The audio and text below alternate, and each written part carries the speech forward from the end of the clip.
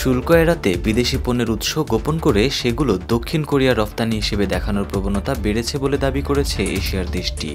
বিশেষ করে মার্কিন প্রেসিডেন্ট ডোনাল্ড ট্রাম্পের আরোপিত শুল্ক এড়াতে বিভিন্ন চীনা পণ্যকে এভাবে রফতানি করা হচ্ছে বলে অভিযোগ সিউলের। দক্ষিণ কোরিয়ার কাস্টমস বিভাগের দেওয়া তথ্যানুযায়ী চলতি বছরের প্রথম প্রান্তিকে ২,৯৫০ কোটি ওন বা $2 কোটি বেশি মূল্যমানের পণ্যে উৎস দেশ সংক্রান্ত জালিয়াতি ধরা পড়েছে। এর মধ্যে ৯৭% পণ্যই যুক্তরাষ্ট্রে পাঠানোর জন্য প্রস্তুত ছিল।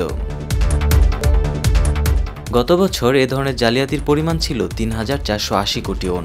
সেসব রফতানি পণ্যেরও ৬২% ছিল যুক্তরাষ্ট্রগামী।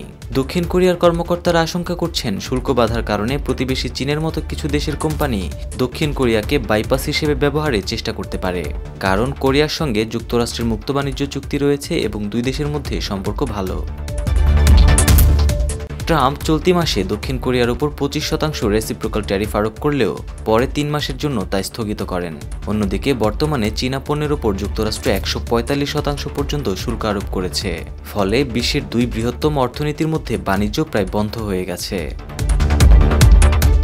গতকাল প্রকাশিত এক তথ্য অনুযায়ী জানুয়ারিতে ৩৩০ কোটি ওন মূল্যের ব্যাটারিতে ব্যবহৃত ক্যাথোড উপকরণ চীন থেকে যুক্তরাষ্ট্রে পাঠানো হয়েছিল। সেখানে ওইসব পণ্য মেড ইন কোরিয়া বলে দাবি করা হয়। মূলত উচ্চ শুল্ক এড়াতেই সংশ্লিষ্ট কোম্পানি এ কাজ করেছে। এমন পরিস্থিতিতে দেশীয় কোম্পানিগুলো সুরক্ষিত রাখতে অবৈধ রফতানি বন্ধে দক্ষিণ কোরিয়ার কাস্টমস বিভাগ একটি বিশেষ টাস্কফোর্স গঠন করেছে এবং আরও কার্যকর ব্যবস্থা নেওয়ারও পরিকল্পনা করছে তারা।